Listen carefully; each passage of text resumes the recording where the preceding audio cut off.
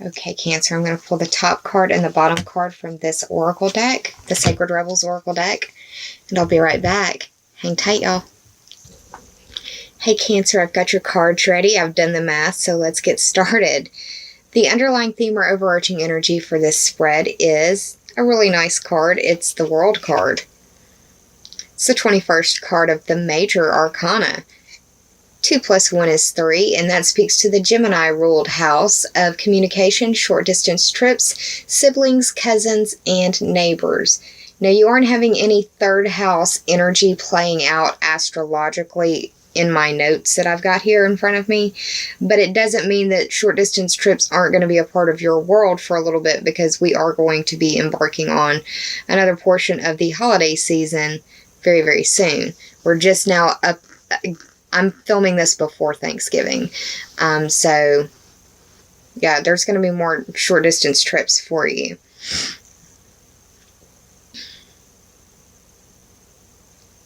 When I see this card, I immediately think of the World Wide Web, and it's because of ideas coming from the four corners of the globe, and that it's just very interconnected. And back in the old days of the interwebs, they called it the World Wide Web. When the internet was in its infancy, I was a teenager. When people started getting internet at their houses, I was a teenager. So, yeah. Now, the World as a Major Arcana card is traditionally representative of the planet Saturn. Saturn right now is in Sagittarius. I'm not sure which house that plays out for you, because I don't have that on my notes in front of me. But I know that I've talked about Saturn being in the placements before. So just dig through some of my older videos and you should hear about it. Especially during like the eclipses, I believe I probably would have really touched on that. But yeah, Saturn represents structure, and this could be, you know, the structure of government. It could be the structure of your home. It can be the structure of your body, like your bones as well. But this card as the universe represents peace and liberation.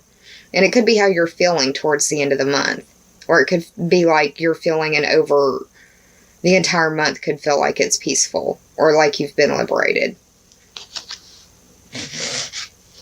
Now, the first card that I pulled for you in the top 3 for clarity is the Star card, but it was in reverse.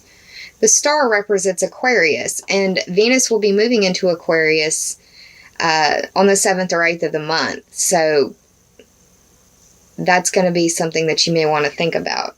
The Star representing Aquarius.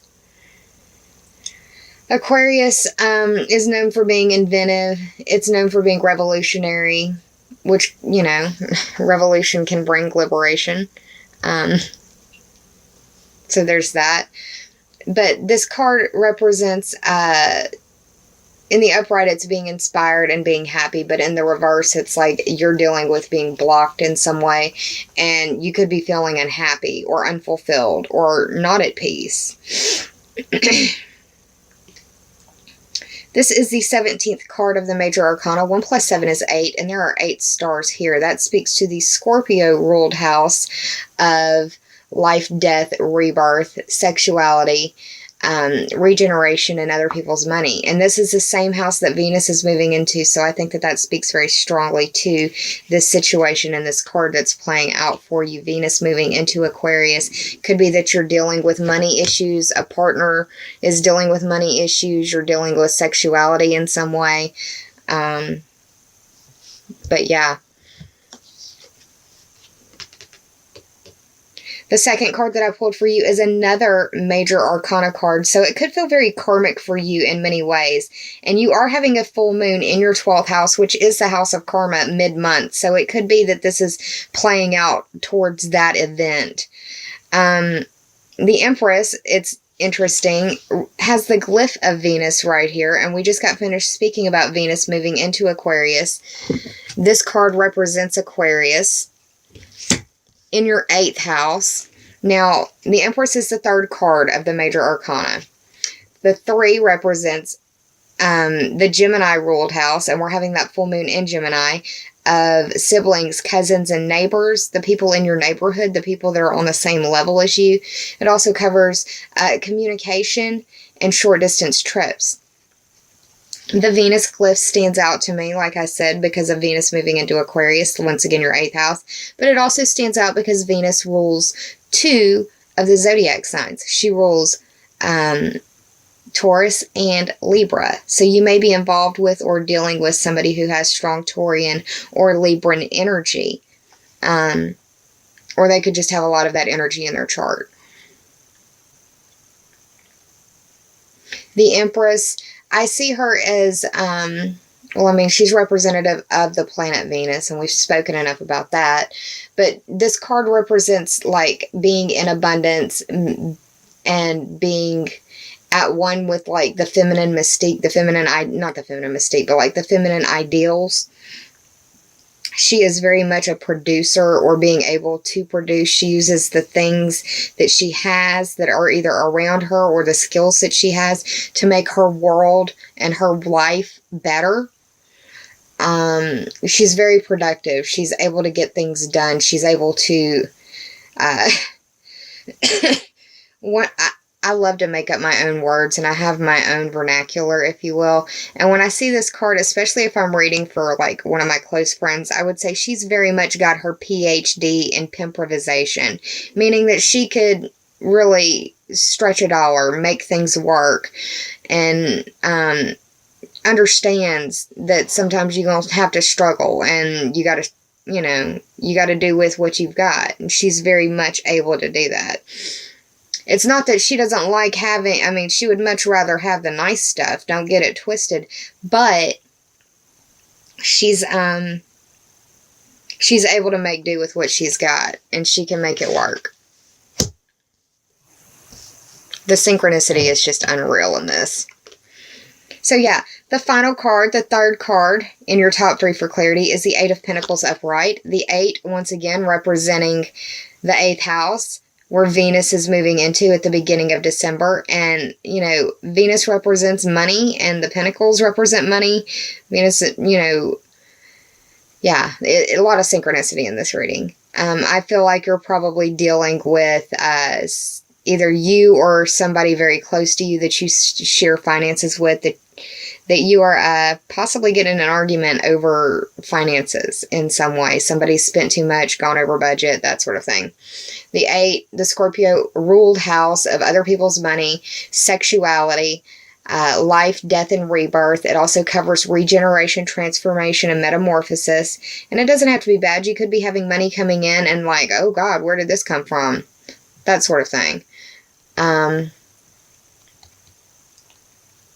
But yeah.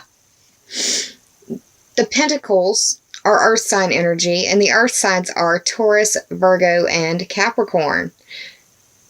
It's going to be a lot of Capricornian energy playing out. A lot of this stuff is happening for you in Capricorn, and all of that happens to be your 7th house. This card on its own, for me, in the Pentacles deck, or in the Pentacles suit, there's the 3 of Pentacles that looks like it's an apprentice card, where you have to have somebody looking over your shoulder to make sure that you're doing the right thing. This guy is a journeyman. He is able to do his own work. He's probably going to have to show this to someone else and get it approved before it can be used, or whatever the story is, however it works in your world. But this is someone who knows what they're doing enough to where they don't have to be watched, and they're getting it done. They're producing, much like the Empress card before it. The Pentacles also represent, it's not just money, it's resources. It's anything that you could expend on another living thing or situation. So it could be money, time, love, nurturing, the resources you have at hand. And you could just be thinking about your money and having your mind on your money because you've got bigger plans and you're not wanting it all just to be spent on the holidays, which is understandable. After the holidays are over, we have to go back to our everyday lives, and you don't want to be living for 3 months, ramen noodles because you were trying to have a blinged out Christmas. So, That's what I see there. I did the math total for these cards. It totaled up to 49. So 4 plus 9 is 13. 1 plus 3 is 4. And that speaks to the Cancer ruled house. That's you. Of home and family, or your roots and foundations. So that's pretty interesting. It makes a lot of sense, and once again synchronistic, because you are a Cancer, or you're watching this for a Cancer, so it's definitely indicating a Cancer spread. Another 4 showed up for you in the Sacred Rebels Oracle deck. The first card that I pulled for you is the number 4 card, Against the Grain. Now, with the full moon occurring in the 12th house, I see this being you very much lost in your head or in your thoughts, probably feeling like your brain won't shut up. I can very much see a lot of Cancerians feeling that way, especially with it being a Gemini full moon, because each full moon has its own flavor peppered by the sign that it's in. Gemini, the twins, it's a lot of talking. The 4 represents the Cancerian ruled house of your foundations and your roots, your family, and your home. But this card, when I see this card, I think that it's a time for hydration, to watch your water intake and make sure that you're taking care of yourself in that manner.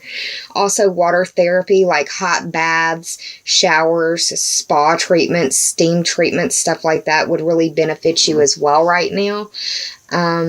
This card indicates that you need to be who you are and stand in your authentic truth.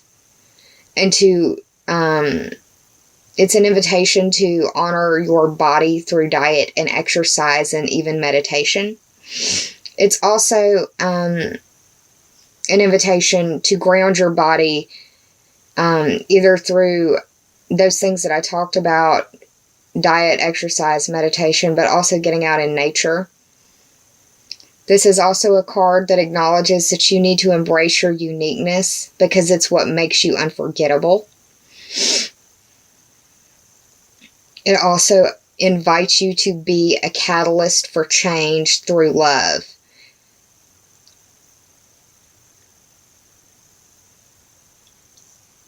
You are exactly who you should be at this time.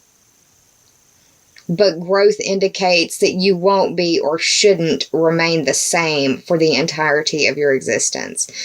So we all evolve. We all change. That's fine. You're exactly who you need to be right now. And love who you are right now, because you won't be that way X amount of time from now. The second card that I pulled for you is the Legacy of Light card. It's the 7th card, which speaks to that 7th house energy that you've got playing out all throughout the month of December. It's also got the full moon up here, which once again, I feel like is going to be pretty strong for you this month. I mean, every full moon is strong for you. It's your ruling luminary, but I think that this reading is definitely playing around in that time frame.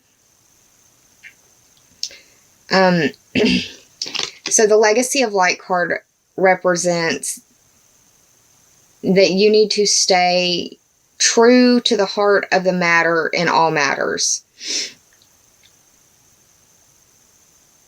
If you've been trying to decide, or you know that you will soon have to choose an option between different things, then go with the option that makes you glow, because that is the one that's in alignment with you. Also, consider your growth.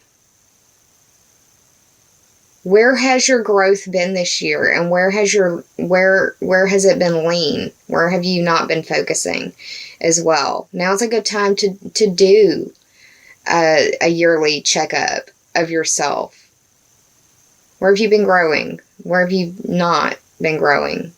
Where do you need to focus more energy? Your family history and roots can be of great importance to you right now. You may even be wanting to do Ancestry.com has the DNA registry or whatever now. I know a lot of people that are doing that sort of stuff for Christmas. It's Christmas gifts. That may be something that you think about doing or have been thinking about, or You know, maybe I'm planting seeds. Sorry, I'm not trying to put an advertisement out there for Ancestry.com. I'm not sponsored in any way. But, it's like you want to unlock the treasure chest of memories. And it could be because it's the holiday season. But this can bring you healing that you didn't even know that you needed.